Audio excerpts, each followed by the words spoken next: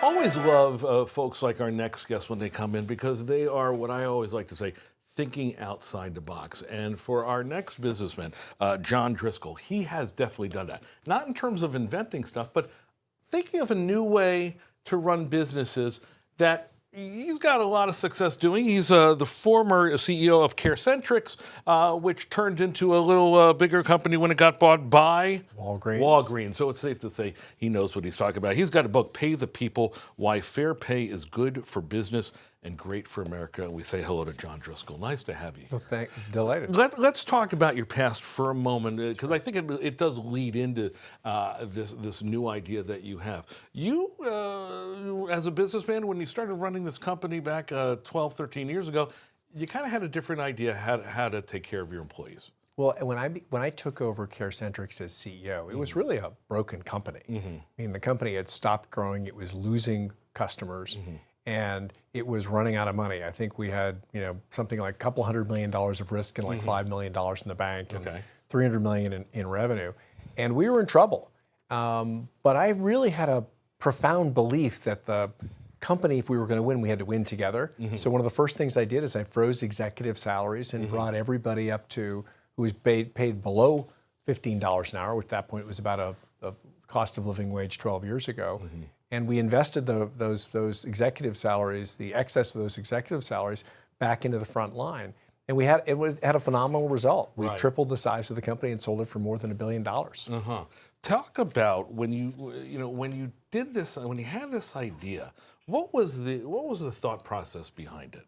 Well, I mean, I'm a big believer that in the American economy, everybody should win.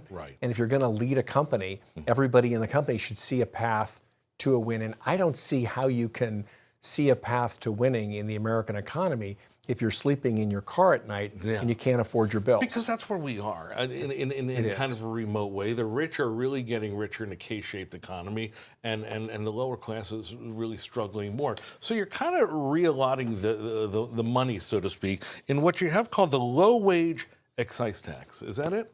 Well, that's one of a number of things. We have to raise the minimum wage, but we've unfortunately not been able to get that through the Senate since 2009. I think before even Taylor Swift was probably born. And so we can do better. But if we won't, then companies that are effectively not paying a living wage should be taxed to the point where they are paying a living wage. And so that's the concept. You offer incentives, tax-based incentives, to companies that you think are doing it, I don't want to say right, but doing it differently by helping out and promoting their employees. Well, we should tax the large companies that are doing it wrong. The excise tax idea is tax any company with more than $10 million in revenues that isn't paying a cost of living wage. Because right now, Matt, there's like 30 million people on state benefits who are working full-time for these largely for these large corporations. Why should you and I as a taxpayer subsidize the fact that they don't want to pay a fair wage when companies like CareCentrix, Walmart, and JP Morgan are? And this is exactly what I mean by the out-of-the-box thinking. Talk about the book, Pay to People. What do we take away from this? I think the three things you should take away are, I as CEO invested in my frontline and middle wage workers, and it works. So it works from a business perspective. So the notion that paying people more doesn't make your business more successful is wrong, because I proved it at CareCentrix as the CEO. The second is a broader case that we should restore the American dream. My grandparents are Irish immigrants. My grandfather was a janitor. My grandmother was a nanny.